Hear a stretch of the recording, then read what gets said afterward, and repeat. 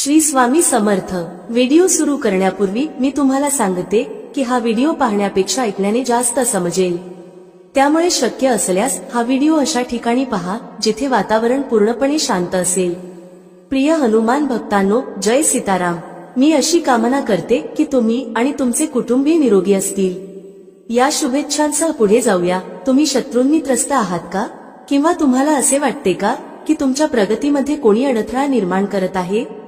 जर होय तर हा व्हिडिओ तुमच्यासाठी आहे। शेवटपर्यंत राहा। भक्तांनो, 1000 शत्रू देखील तुमचे काही नुकसान करू शकत नाहीत। फक्त 2 जायफळ येथे पुरा, तर कोणत्याही शनिवारी तुम्हाला हा उपाय करायचा आहे। हा उपाय केल्याने तुम्हाला शत्रूंमधून सुटका मिळेल आणि तुमचे शत्रू तुमचे काहीही नुकसान करू शकणार नाहीत।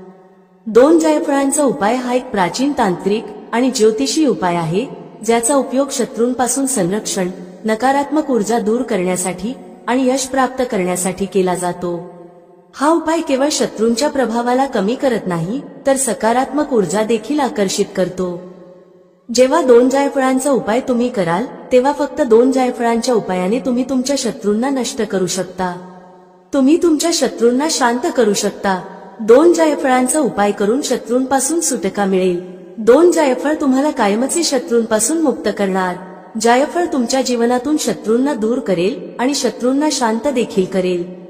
तसेच माता लक्ष्मी देखील प्रसन्न होतात। जेव्हा तुम्ही जायफळांचा उपाय करता, तेव्हा जायफळ जो असतो तो खूपच पवित्र असतो, खूपच चमत्कारी असतो आणि तुमच्या जीवनात खूप फायदा देतो, जेव्हा त्याचा उपाय तुम्ही योग्य पद्धतीने करता। प्राचीन काळात जे ऋषी मुनी होते, ते जायफळानेच मोठ्या मोठ्या शत्रूंचा नाश करत आणि शत्रूंपासून मुक्त होत। मी तुम्हाला सांगते, जायफळाचा सुवास माता लक्ष्मीला खूप प्रिय असतो आणि ज्या ठिकाणी तुम्ही जायफळाचा उपाय करता, असे समजून घ्या की तिथे धनाची वर्षा होऊ लागते, धनसंपत्ती घरात वाढू लागते आणि शत्रूंमधून देखील तुम्हाला सुटका मिळते। आता पहा, कदाचित तुमचा एक शत्रू असेल, 2 शत्रू असतील, तुमचे 1000 शत्रू असतील किंवा लाख शत्रू असतील। कितीही तुमचे शत्रू असतील, कितीही ताकदवान का असेना, तुमचे शत्रू पूर्णपणे गुडघे टेकून पराजित होतील जेव्हा तुम्ही जायफळाचा उपाय करता। आता तुम्हाला सांगते की ज्या शत्रूंबद्दल तुम्हाला माहितीही नाही, ज्या व्यक्तींबद्दल तुम्हाला कळले नाही की ते तुमचे शत्रू आहेत, अशा शत्रूंनाही तुम्ही जायफळाचा उपाय करून पराजित करू शकता। हा उपाय केल्यावर तुमचा शत्रू तुमच्याविषयी काहीही वाईट विचार करू शकणार नाही आणि तुमच्यासाठी काहीही वाईट करू शकणार नाही। असे समजा की चारही बाजूंनी तुमचा शत्रू पराजित होईल आणि तुमचे काहीही बिघडवू शकणार नाही। आजचा काळ कलियुगाचा आहे आणि आजच्या काळात प्रत्येक व्यक्तीला एखादा तरी शत्रू असतो।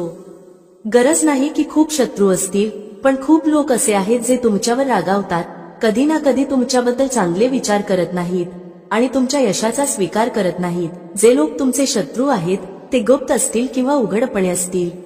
जे उघडपणे आहेत, ते थेट तुमच्यावर हल्ला करतील, थेट तुमच्याशी वाईट बोलतील। पण जे गुप्त शत्रू आहेत, ते खूपच धोकादायक आहेत। गुप्त शत्रू असे असतात की कधी तुमच्या घरात नुकसान करतात, धनाची हानी, आरोग्याची हानी, हे तुम्हाला कळतही नाही। ते खूप काही असे करतात ज्यामुळे घरात त्रास, दुःख, संकट, यातना वाढत जातात आणि तुम्हाला कळतही नाही। म्हणून नेहमी गुप्त शत्रूंपासून खूप जास्त सावध राहण्याची गरज असते। आता पहा, खूप लोक असे आहेत जे म्हणतात की शत्रूंपासून सुटका हवी, शत्रू आपल्या जीवनातून दूर व्हावेत। आपल्या शत्रूंनी खूप त्रास दिला आहे, इतका त्रास दिला आहे की आता आपल्याला कळत नाही की काय करावे। तर पहा, जो उपाय आम्ही तुम्हाला सांगणार आहोत, जर तुम्ही योग्य पद्धतीने, योग्य विधीने, जसे आम्ही सांगतो तसे केलात, तर उपाय यशस्वी होईल आणि तुमचे शत्रू पराजित होतील, तुमचे शत्रू शांत होतील, तुमचे काहीही नुकसान करू शकणार नाहीत। फक्त जेव्हा तुम्ही उपाय करता, तेव्हा तुम्हाला उपाय नीट ऐकून समजून घ्यावा लागतो आणि तसेच करावा लागतो जसे तुम्हाला सांगितले आहे। तर योग्य पद्धतीने उपाय करा आणि मग पहा, तुमचा जो काही शत्रू आहे तो नक्कीच पराजित होईल।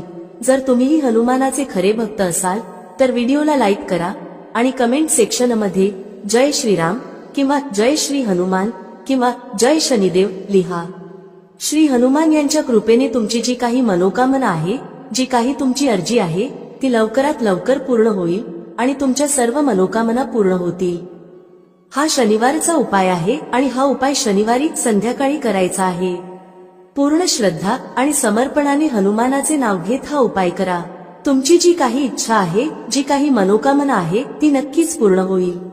संपूर्ण श्रद्धा आणि पूर्ण निष्ठेने श्री हनुमान आणि शनिदेव महाराज यांच्या चरणी जी अर्जी लावली जाते ती नक्कीच पूर्ण होते आणि त्याला जीवनात नक्कीच ते मिळते जे त्याला हवे असते. तर घरात बसूनच तुम्ही हा उपाय करून तुमची मनोकामना पूर्ण करू शकता.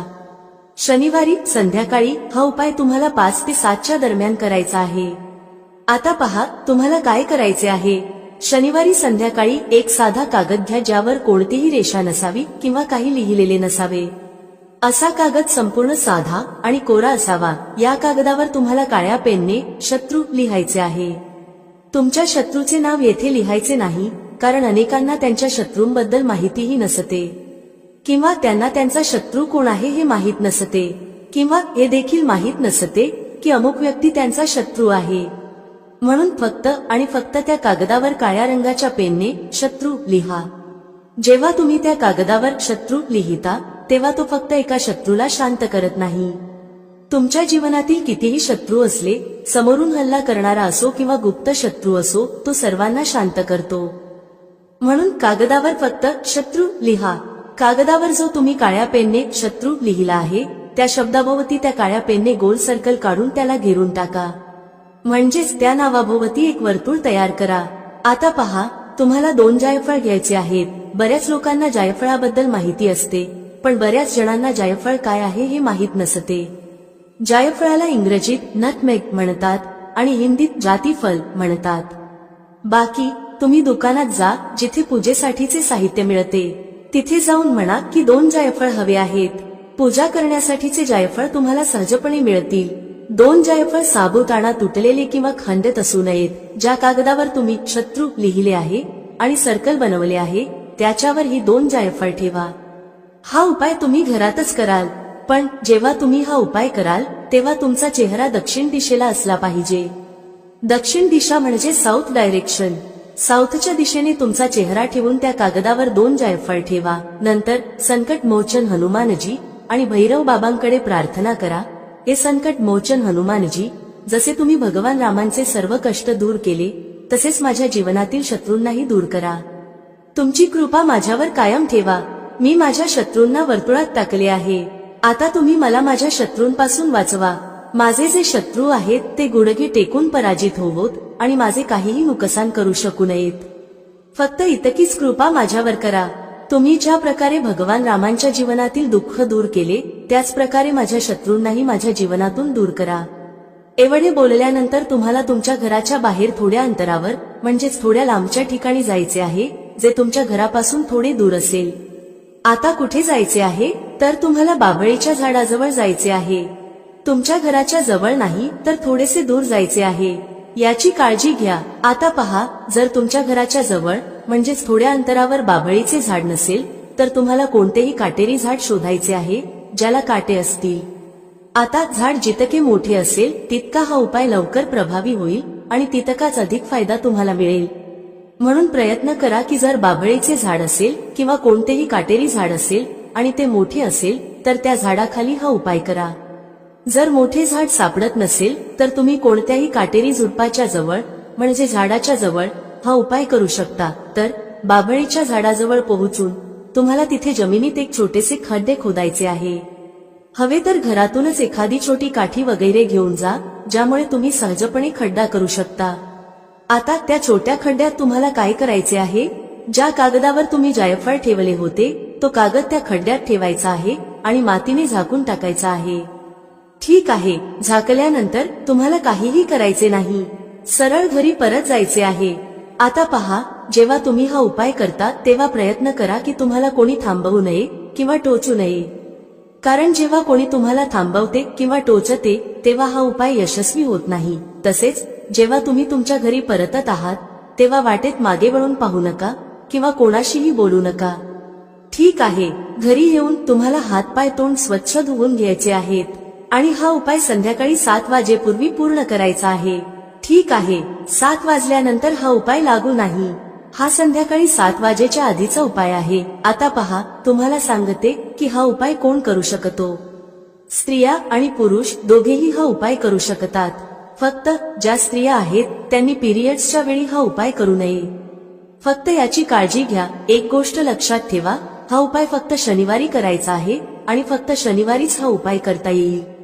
पूर्ण सच्च्या श्रद्धेने हा उपाय करा आणि मग पहा कसा फायदा होईल आणि तुमच्या जीवनात चमत्कार कसा होईल. तुमचे कितीही शत्रू असतील, सर्व शत्रू शांत होतील आणि कधीच तुम्हाला त्रास देणार नाहीत.